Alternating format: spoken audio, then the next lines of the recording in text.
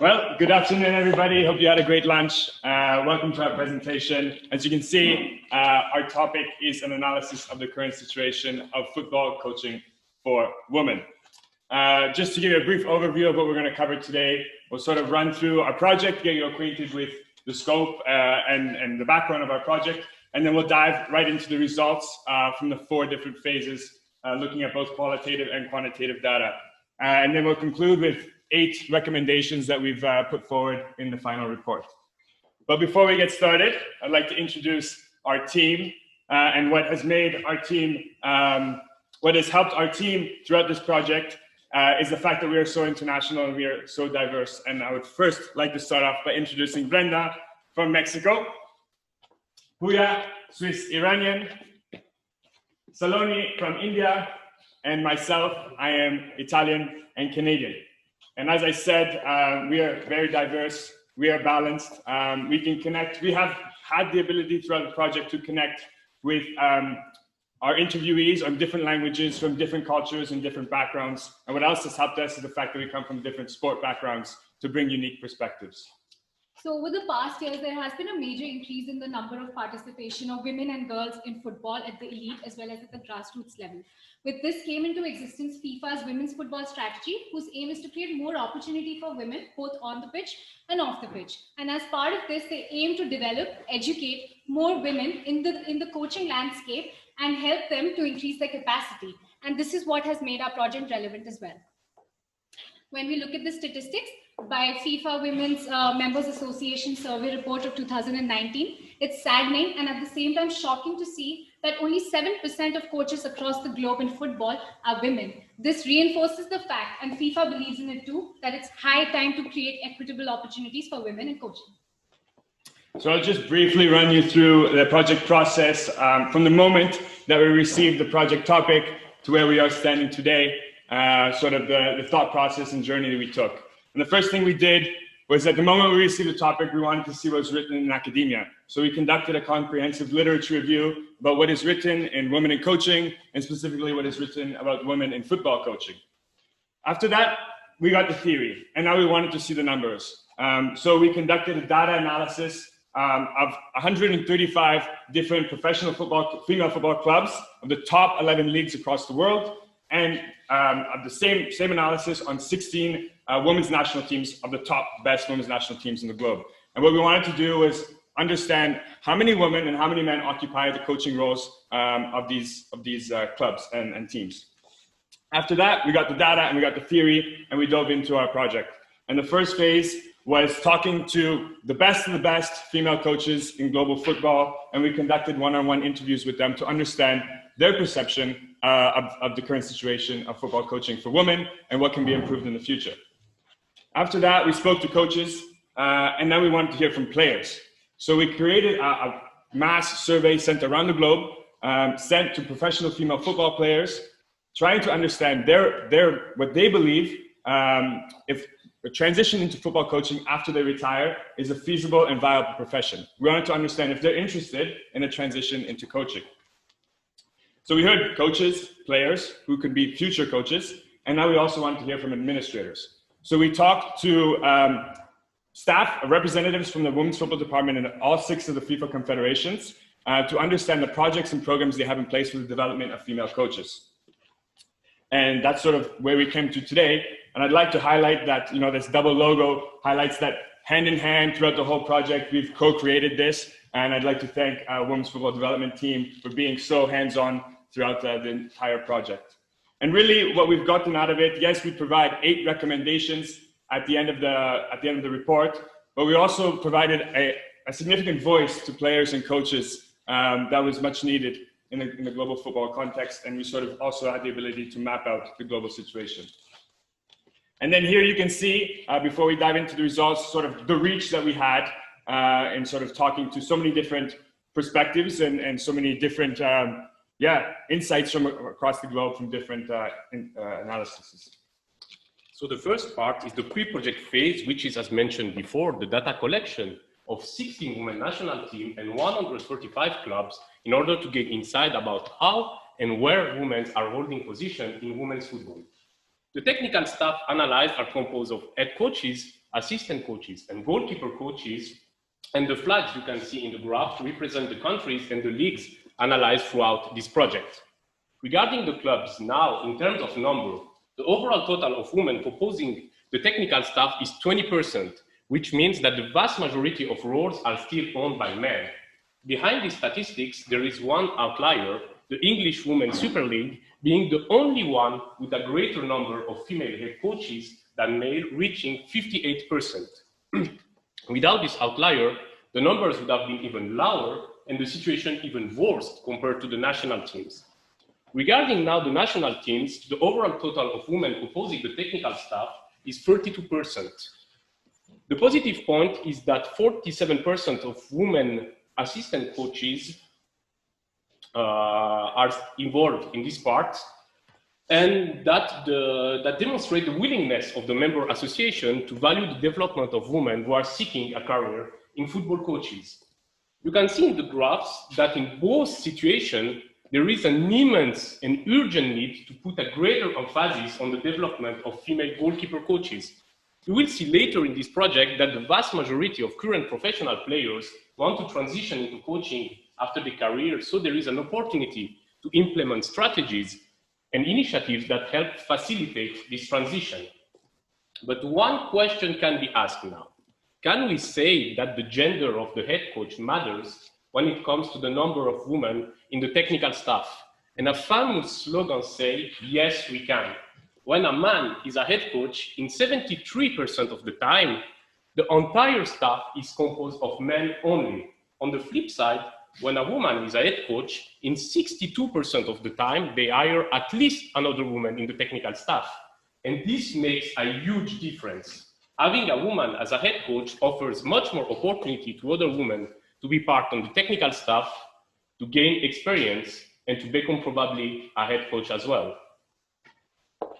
Okay, so now moving on to phase one and the coach's perspective.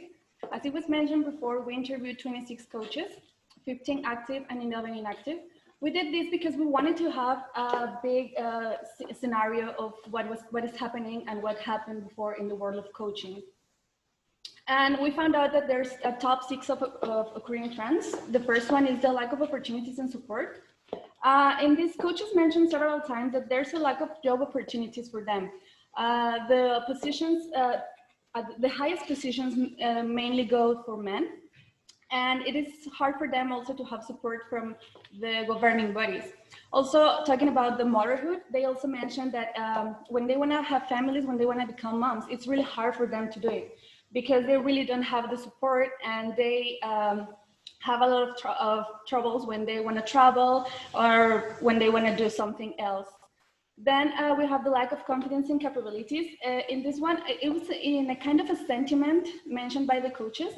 They all agreed that it is really hard for them, they don't trust in their capabilities, that it's easier to hire men with less experience and with less knowledge of coaching instead of a women, so they prefer men. Then a need for the inclusion of female-specific content within coaching courses. They mentioned that the coaching courses are male-centric. So these courses, they don't include the specificities of women's football, which can be considered as the language, as the content. So for them, it is important to make the courses available for women as well. Then we have the low income. In here, coaches mentioned that it is hard for them to have only one job. They need to find some more options if they want to develop a career in the coaching. And then a need for excellent coaches. They also mentioned that they want to be prepared. They want to be hired not because of their women, but because they are great. So in this, they mentioned that it is important for them to be prepared, to have a good level in knowledge, so they can be hired in the highest positions. And then this leads us to the last point, that is discrimination on the basis of gender. They also mentioned that they are still considered as the weaker sex. So that's why they mentioned also they always prefer a man instead of a woman. Now, quickly going through some of the quotations that struck us while we were analyzing the interviews was when coach number 8 mentioned that she's questioned 3 times during when she is coaching someone, in the times when she has to take the decision, or sometimes even more than that. And this was something a lot of coaches mentioned as well, that the governing bodies do not have trust in their capabilities. So women coaches do not want a coaching position only because they are women. They do not want a free pass. They want to be developed. They want to be educated. They want the resources. They want to learn from the best and be the best. And this is what Coach 8 is also mentioning here, that we need to support more women coaches, retain them, and that's how we get more greater coaches. And finally, discrimination on the basis of gender. Coach number 9, as she's mentioning it here, whenever it comes to hiring women in a leadership, hiring a woman in a leadership position, she's questioned, she's prejudged, she's criticized. And this is what, this was a sentiment that came across from a lot of coaches as well. And now that women's football is gaining more acknowledgement, momentum, money, and fame, a lot of coaches mentioned that men might just take their positions. Thank you. So moving on now, we hear from the coaches, and now we wanted to talk to the players. And sort of just to give you a broad overview, so we see that we got 426 survey responses from 40 different nationalities across the globe. So these are from professional female footballers. And yes, one thing I want to highlight is we got 426 submissions, but we thought it was pretty cool that we got that the survey was open and attempted nearly 1,200 times, sort of speaking to the reach that it had. And then one other stat that's kind of cool is that, the vast majority of the responses are from players under the age of 26, showing that, the young players are already thinking and willing and keen to talk about what's happening after their career and thinking about it. I will note that there are 2 sort of massive countries where there were big response rates, being Albania with 41 and Republic of Kosovo with 183. I won't dive into speculation as to why, but we're open to questions from the jury on that afterwards. We had lots of results coming from this survey, but I'll sort of just touch on 3. One of the first questions we asked was, are you interested in a transition into coaching? And you could see that 64% of the players said, yes, we are interested in a transition to coaching. And when we offered this list of potential careers that they can transition to, you can see the greatest number of answers was football coach. So then we asked, okay, players are interested in coaching, and we asked, do you believe there is a clear transition, a clear pathway provided by your club, by your national team, by your member association to help make this transition? And 60% of them say no. So as Saloni mentioned at the beginning, we have a massive lack of female coaches, and players are saying, yes, I'm interested in it, but there is a breakdown in the fact that there's not a clear pathway for them to get there. And sort of on an unrelated context, we also asked, do you believe that women would prefer to have female-only courses, to be in a room taught by a woman and surrounded by women? And the players said that, yes, they believe that, 70% of the players said, yes, we believe that. And then I'll just highlight this, that one of the last questions we asked is, what do you think are the top barriers facing women into coaching and staying into coaching? And it's interesting to note that the top 3 are exactly the same as what the coaches said. So it's not just a one-off thing, it's a systemic problem that we need to address in women's football. And now moving on to phase 3 and the confederation's perspective. As it was mentioned before, we interviewed the 6 confederations, and they all have already an existing program or initiatives in their women's development plan. Some of them have a really set of program and initiatives that are really established. Some others are just in the beginning of the process, and it's related to capacity building and also where they are located. And also some of them base their, they are focused in the female coaching pool, and some others are based in the grassroots level. And in here, we have a few examples, like the scholarship program for female coaches being run by UEFA. This one has helped up to 700 female coaches with the 90% of the course fee. Then another is the license course for women by CONCACAF. CONCACAF believes that it is important for women, well, it's important to mention that this course is made for women by women. So CONCACAF believes that it is easier for women coaches to be taught by another women. So for them, they feel safer in an environment that is not male dominated. So they also have, they can also make questions and they feel more comfortable in here. And then the last one is, last but not the least, of course, it's the B-license quota by CAF. This is applied Africa-wide, and they reserve 20% of the seats exclusively for women. Fantastic. So we've heard from all of the perspectives, speaking to different sort of stakeholders within the game, and we've sort of drawn to 8 overall conclusions. And these are recommendations, and these are all recommendations that have reoccurred from different phases and from different perspectives. And the first one being is that we recommend an increased emphasis and focus on the development of female goalkeeper coaches. You saw from the data and the numbers that there is a need for this. And it's also a fantastic opportunity to help transition current goalkeepers to becoming goalkeeper coaches.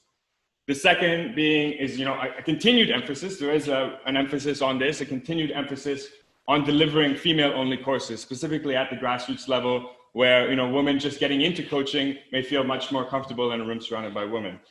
The next one is the scholarships. You heard from Brenda saying that UEFA has run this scholarship program, and they've supported 700 coaches, covering up to 90% of course fees. And this is massive opportunities for women trying to advance in coaching. The fourth one being, we've benchmarked this at 20%, similar to what CAF has said, but we've also heard this a lot from coaches in our interviews, is that they believe that we need to reserve seats in coaching courses for women to make sure that there is representation.